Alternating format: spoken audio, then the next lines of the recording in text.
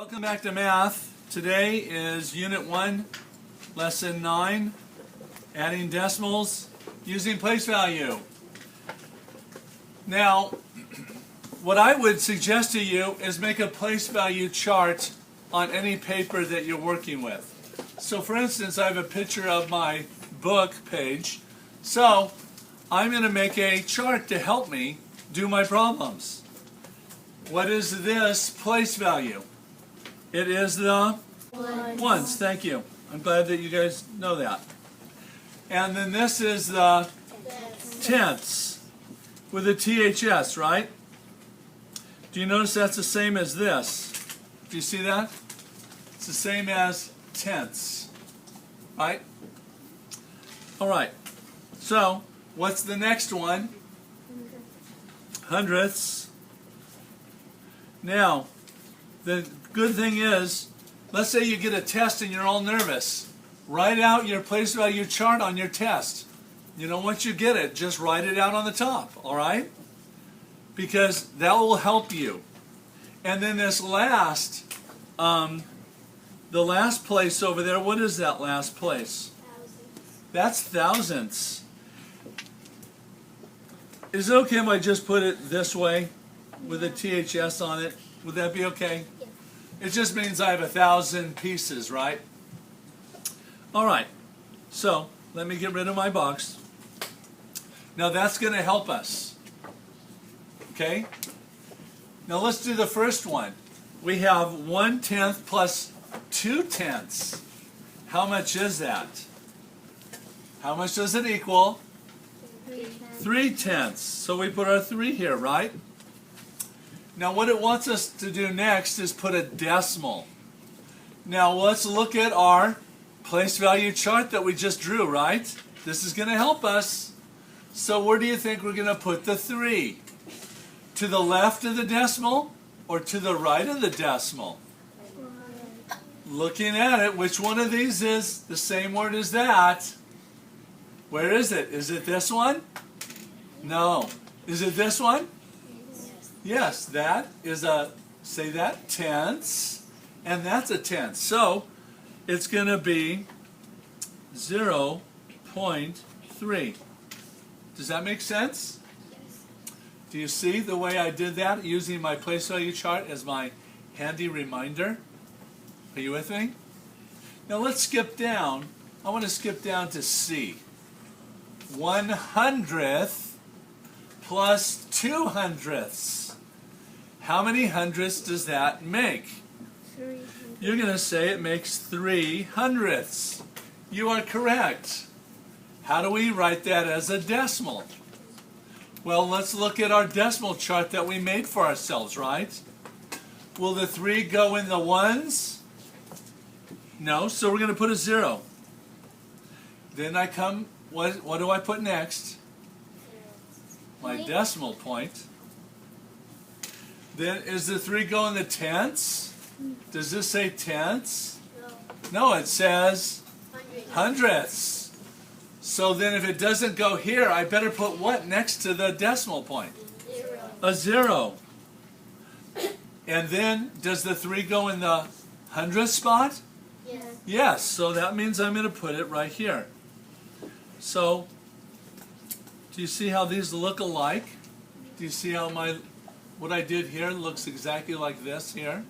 Yes. I just didn't label them below because I don't have enough room, right? So do you see how this little chart that I made helps me? You can do that too on your papers, okay? So if you do that for all the problems, you'll find that it's easier to do. Now there is a couple of tricky ones in here, isn't there? Let's go down to E. Ready? What's that word?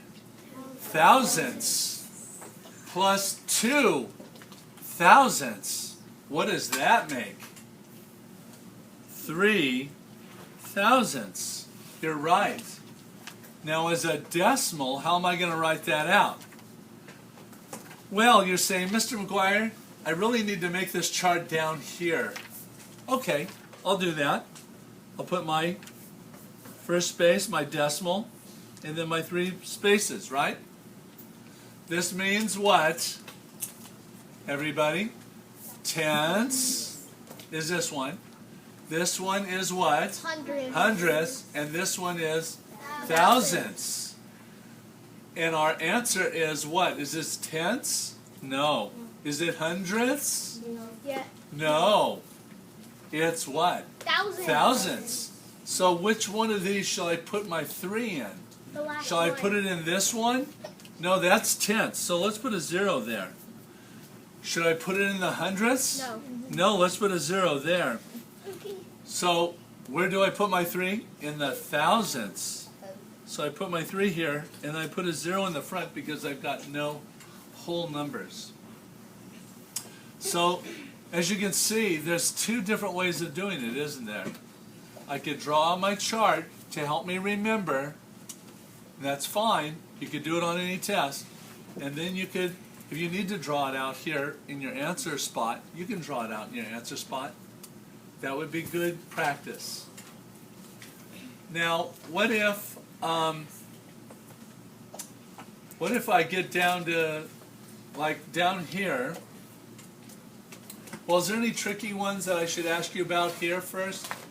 Is there any tricky ones here? Is there any tricky ones that we might want to talk about here? Let's talk about B. We have 14 tenths. Ooh, 14 tenths plus 9 tenths. Well, 14, I'm going to write that over here, plus 9 is what? I just wrote it in what way? That's called a standard algorithm. That's the way you usually have written your math problems, in the standard algorithm way. So I can add 9 plus 4, and that makes 13. I carry my 1. 1 plus 1 is 2. Now I have 23 what? I have 23, what is that? Tenths. Okay. Let's write that out. Would it be okay if I erase this so I can have a little bit of room and you can see better? Yes. Okay, I'm going to write it in red. Okay. Now, where do I put my 23 tenths? I put it right here, right? Okay. 23 tenths. Now, what does that equal in ones? Oh, man. Hold on, Mr. McGuire. I don't know. Well, let's look at our chart. Can I put a 23 in the tenths spot? Can I do that? Can I put 2 digits in my 1-digit spot? No. No, I can't. Well, then what do I do? Well, here's what you do. If you have 23 tenths, 23 ends with a 3, right? So we put my 3 here. Where do you suppose my 1 is? Where do you suppose my 2 is going to go? It is going to go in the ones department, isn't it? Or the ones place value. So my 2 is going to go in the ones place value because it really means I have 2 ones and 3 tenths, right? So can I answer my question now using my handy dandy place value chart that we made together?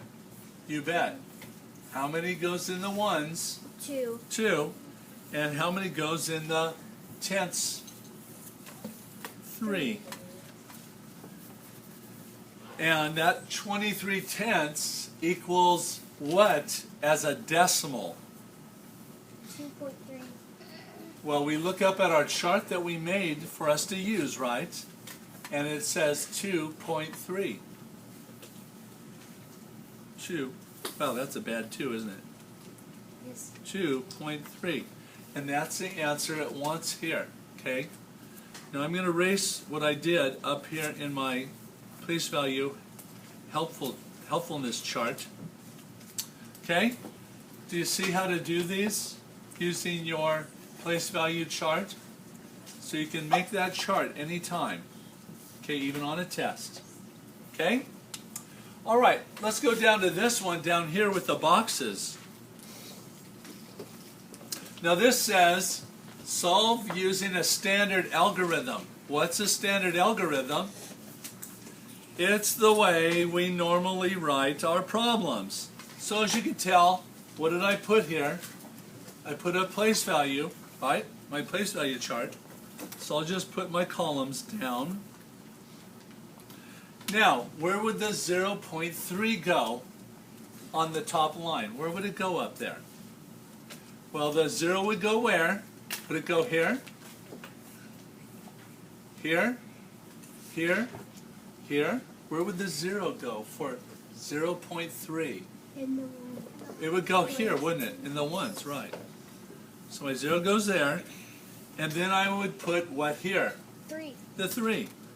Because as you can see here, it's 0.3. And we're going to add, so I'm going to put my addition sign there. Now what goes in the next, in this a row down here? What goes in that row?